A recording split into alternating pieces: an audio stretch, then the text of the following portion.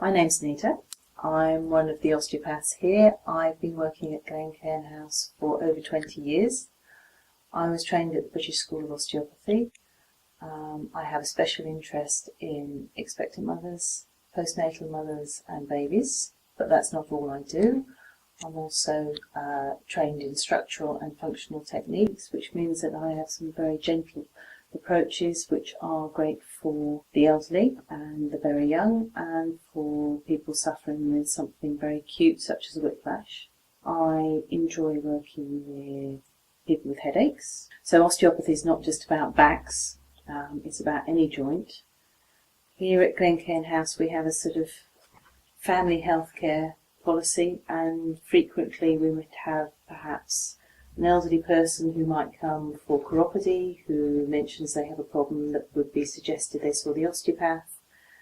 Perhaps in talking to them, they might say that they're about to become a grandma or great-grandma, and mum or the baby would be referred to see me. And in working with them, perhaps we would talk about a problem that their husband had. He was a runner and he's having hip and knee problems because he's training to do the Boston Marathon. And so we start taking on the whole family and doing a whole family approach. I see patients that have acute problems. I see patients that have chronic problems, and see patients on a maintenance basis. I've got a couple of ladies that I see every 6 weeks. They've had terrible sciatica in the past and don't want it to return, and so I see them on a maintenance basis. As well as giving treatments, I also do a little bit of ultrasound. I can do some exercise therapies. People often ask what's the difference between the osteopaths and the physios. I like to say that the physios are much better at giving exercises than we are, but perhaps we can start the exercise regime and then refer them on to the physio for a more accurate assessment. You might be interested to know why babies would come to see an osteopath.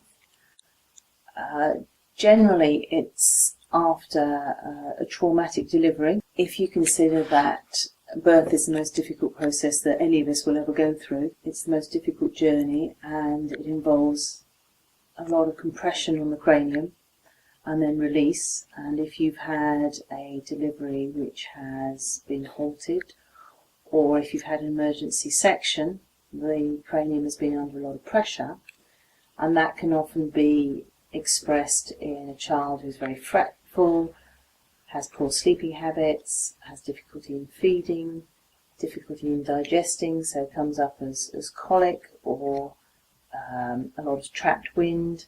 They're all issues that can be approached through osteopathic treatment of children using craniosacral techniques and functional techniques. The youngest patient I've treated has been a few days old. The oldest patient that I've treated has been 103, and I've treated all age groups in between.